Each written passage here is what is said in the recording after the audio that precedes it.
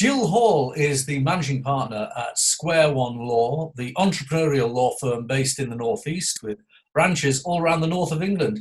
Gill, how has your firm been dealing with the COVID-19 emergency? Well, Graham, we're really lucky that we had a very well developed and tested business continuity plan. And that, combined with the fact that we have got brilliant IT, all cloud-based, we were able to mobilise and get everybody remote working within 48 hours. So it's gone pretty smoothly. I'm pretty pleased with the way that the team have responded, the way the IT has performed, and the way we've all pulled together.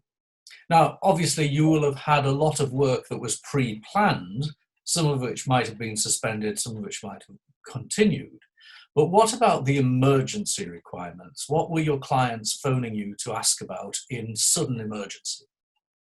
There's been three sort of key issues, I think, that people have been phoning about. The first has been, what do we do with these contracts? We can't fulfill them, or we're having problems getting raw materials or other things from our supply chain.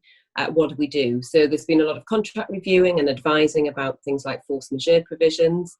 The employment team are very, very busy helping people to implement the new initiatives around furloughing, and also looking at broader restructurings and redundancy programs. That really has been some very urgent advice, and it's been quite tricky given that some of these are new schemes where the detail isn't quite worked out yet. And then thirdly, emergency finance. So people applying for the business interruption loans or looking at other emergency funding, bridging finance that they might be able to bring into the business, helping them navigate the documents and understand what their obligations and their liabilities might be. I know that some of the specialist partners at the firm have now got themselves well across what the banks are asking, and I know you've got consultants and partnership working so that the expertise is there, and getting it right quickly will help you steal the march, I suppose, on these applications for the emergency funding.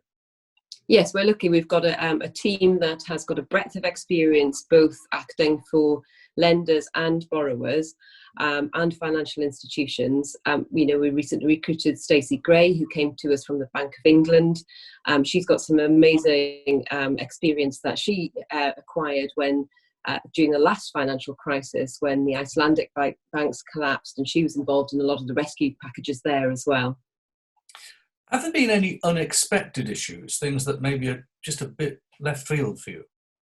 Well, I think everybody tends to look at all of the sort of doom and gloom scenarios and, looking at restructuring and redundancies and all of these things. But some of our clients have been designated as critical suppliers, and they have got the opposite problem. They are absolutely swamped. Demand has gone through the roof.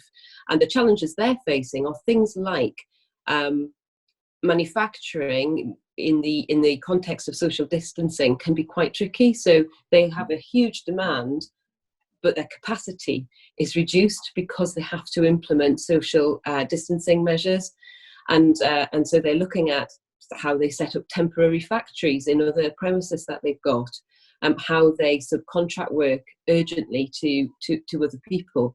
So, it's not all doom and gloom. There are some very positive things coming out of this where people are pulling together or creating new supply chains and new networks.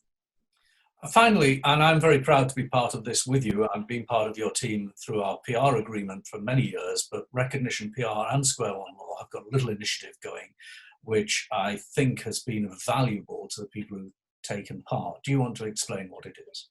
Yes. As you know, Graham, we've worked together on this, and very early on it was acknowledged that one of the things that was going to be really important in getting everybody through this difficult time was having effective support networks and peer-to-peer mentoring. So with that in mind, we set up the Executive Fellowship, where senior business leaders across the region and broader can get together, talk about the issues they're facing, share best practice, talk about solutions and ways forward. So it's meant to be a very positive experience for everybody involved. And that's certainly the feedback that we've had so far, is that people really value that opportunity to talk to people who are in the same boat, perhaps in completely different sectors, different businesses, and get some learning and ideas for how they might help to support their own businesses moving forward. Anyone can take part in this. You just have to click the Eventbrite link that's on a lot of our social networks. We're doing it on Wednesdays, 12 o'clock and 1 o'clock. They're half-hour conference calls. We've got a strict limit on the numbers, but the rules are anything can be talked about. It's private. We expect everyone to abide by a sort of fellowship kind of approach that we're supporting each other. I chair it. We go through what's going on in individual firms, have a little chat, and it's half an hour. So it's proved very useful. Well, look, Jill, I know we're going to have more of these social media videos over the course of the next few weeks, and we'll catch you and some of your other partners in due course. Thank you. Thanks, Greg.